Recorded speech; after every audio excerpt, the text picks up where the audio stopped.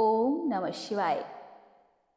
চলে এসেছি আপনাদের জন্য আবার একটি নতুন ভিডিওর আলোচনা নিয়ে। তার আগে বলুন কেমন আছেন আপনারা এবং ভিডিওগুলি আপনাদের কেমন লাগছে। যদি কোনো কিছু জানার থাকে বা বলার থাকে সেটি অবশ্যই কিন্তু জানাতে ভুলবেন না।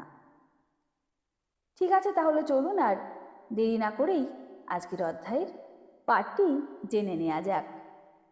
আজকের আলোচ্য অধ্যায়টি হল শিবপুরাণের দ্বিতীয় সংহিতা অর্থাৎ রুদ্র সংহিতা, তারই প্রথম খণ্ড অর্থাৎ সৃষ্টিখণ্ডের দশম অধ্যায়। তাহলে চলুন আজকের অধ্যায় শুরু করা যাক। শ্রীহরিকে জগৎ রক্ষার ভার এবং ভোগ ও মোক্ষদানের অধিকার প্রদান করে ভগবান শিবের অন্তর্ধান করা। পরমেশ্বর শিব বললেন, উত্তম ব্রত পালনকারী হরে বিষ্ণু, এবার তুমি আমার অন্য নির্দেশ শোনো। সেটি পালন করলে তুমি সর্বদা সমস্ত লোকে মাননীয় ও পূজনীয় হয়ে থাকবে। ব্রহ্মার নিমিত্ত জগতে যখন কোনো দুঃখ বা সংকট উৎপন্ন হবে, তখন তুমি সেই দুঃখ বিনাশ করার জন্য সর্বদা তৎপর থাকবে। সর্বপ্রকার দুঃখ সহ কার্যে তোমার সহায়তা করব আমি। তোমার যেসব শত্রু দুর্জয় ও অত্যন্ত পরাক্রমী হবে, তাদের সকলকে আমি বধ করব। হরে, তুমি নানা প্রকার অবতার রূপ ধারণ করে জগতে তোমার উত্তম কীর্তির বিস্তার করো এবং সকলের উদ্ধারের জন্য তৎপর থাকো। তুমি রুদ্রের আরাধ্য এবং রুদ্র তোমার আরাধ্য। তোমার ও রুদ্রের মধ্যে কোনো পার্থক্য নেই। যে ব্যক্তি রুদ্রের ভক্ত হয়ে তোমার নিন্দা করবে, তার পূর্ণ তৎক্ষণাৎ ক্ষয় হয়ে যাবে। পুরুষোত্তম বিষ্ণু তোমাকে দেশ করার জন্য আমার আদেশে তাকে নরকে পতিত হতে হবে। এ কথা সত্য, এতে কোনো সংশয় নেই। তুমি ইহলোকে মানুষের জন্য বিশেষত ভোগ ও মোক্ষ প্রদানকারী এবং ভক্তদের আরাধ্য ও পূজ্য হয়ে প্রাণীদের নিগ্রহ ও অনুগ্রহ করো। এ কথা বলে ভগবান শিব আমার হাত ধরে শ্রীবিষ্ণুকে সমর্পণ করে বললেন, তুমি সংকটের সময় সর্বদা একে সাহায্য করতে থাকবে।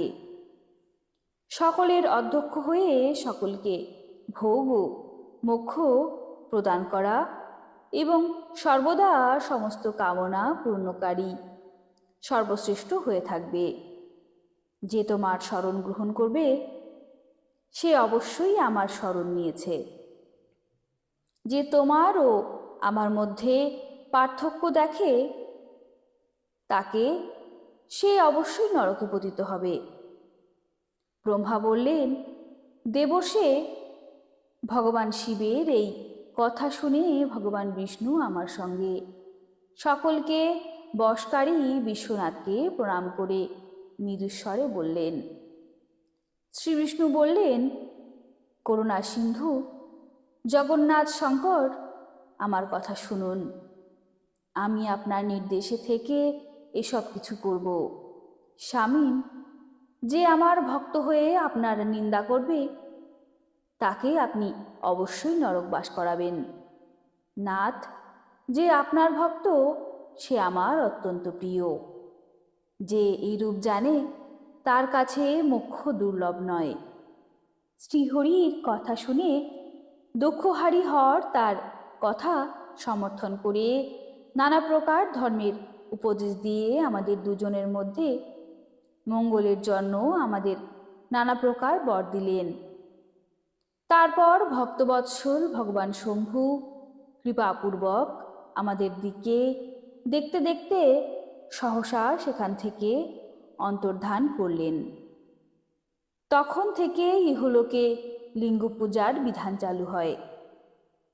লিঙ্গে প্রতিষ্ঠিত ভগবান শিব ভোগ ও মোক্ষ প্রদানকারী।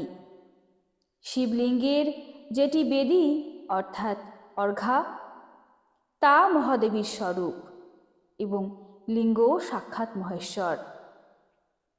লয়ের অধিষ্ঠান হওয়ায় ভগবান শিবকে লিঙ্গ বলা হয়, কারণ এর মধ্যেই নিখিল জগৎ লয় হয়। মহামনে যে ব্যক্তি শিবলিঙ্গের নিকটে কোনো কার্য করে, তার পূর্ণ ফলের বর্ণনা করার শক্তি আমাদের মধ্যে নেই। এই কথার মধ্যে দিয়েই আজকের এই পাবন অধ্যায় এখানে সমাপ্ত হলো। যদি ভালো লাগে ভিডিওটি, অবশ্যই ভিডিওটিকে একটি লাইক দেবেন এবং ভিডিওটিকে অনেক অনেক করে শেয়ার করবেন, যাতে এই ভক্তিমূলক ভাব সবার মনের মধ্যে ঘর করতে পারে এবং চারিদিকে ভক্তি ছড়িয়ে পড়তে পারে। আমাদের এই ভক্তিবার্তা সবার মধ্যে ছড়িয়ে পড়া অত্যন্ত জরুরি। আজ তবে আসি, দেখা হবে আবার একটি নতুন অধ্যায়ের আলোচনা নিয়ে। হর হর মহাদেব।